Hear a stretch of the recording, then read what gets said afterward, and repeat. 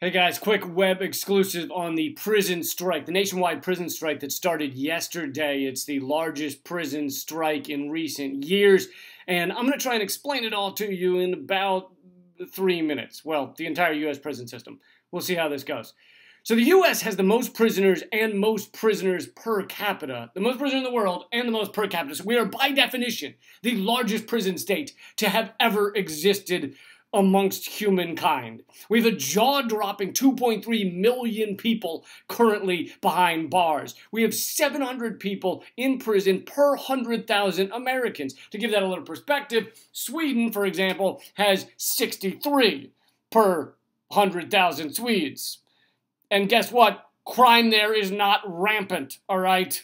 Even though they imprison so few people, occasionally a guy steals a jar of pickled herring or something, but there's not rampant crime there, despite the fact that, unlike us, they don't just put everybody in fucking jail.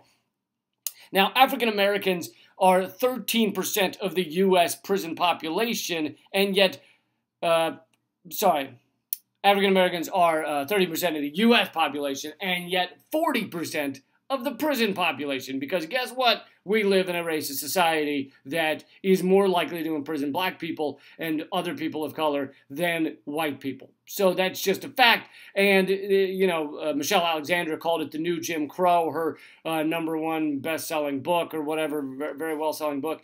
And it is. It's a new Jim Crow. It's a new racist system post-Civil War. We have more African Americans in jail right now than actually slaves during slavery times. So we have, and since so many of them are working for pennies, we basically have a larger slave system than we did when slavery was legal. And I'll get to more of that in a second. We have 5% of the world's population and 22% of the world's prison population. And that doesn't even count the 7 million people under correction, 7 million Americans under correctional control, it's called, parole or probation. So that's not even including that 7 million that are also in the justice system. In terms of local jails, almost the entire growth over the past 15 years of prison population in local jails is pre-trial, meaning they're stuck in jail because basically they're too poor to get out. They're too poor to pay bail. And they're being held before their trial, sometimes for years. That accounts for hundreds of thousands of people too poor to pay their bail. The U.S. is one of only 2 countries that allow cash bail. Oh no, I'm hitting my 3-minute mark. All right, we'll go a little over.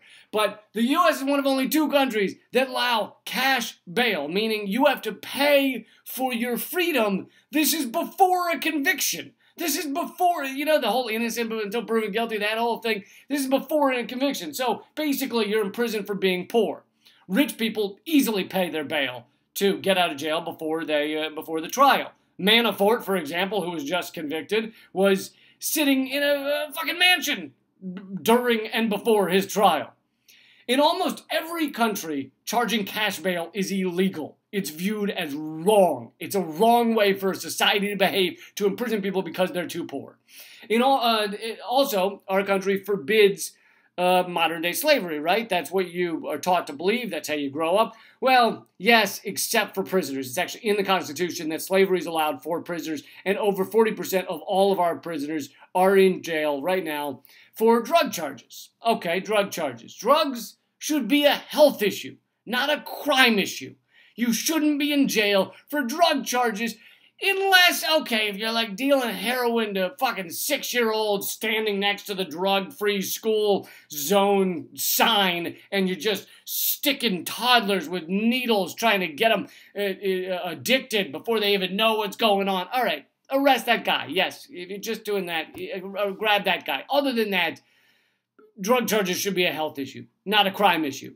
And in Portugal, where they have decriminalized all drugs, ODs are like the lowest in Europe because they have decriminalized and people are doing it. If they're choosing to use drugs, they're doing it in a safer way. So ODs have plummeted. And this is why, to sum up, Our prison system is a crime against humanity. And that's why we need to support the nationwide prison strike.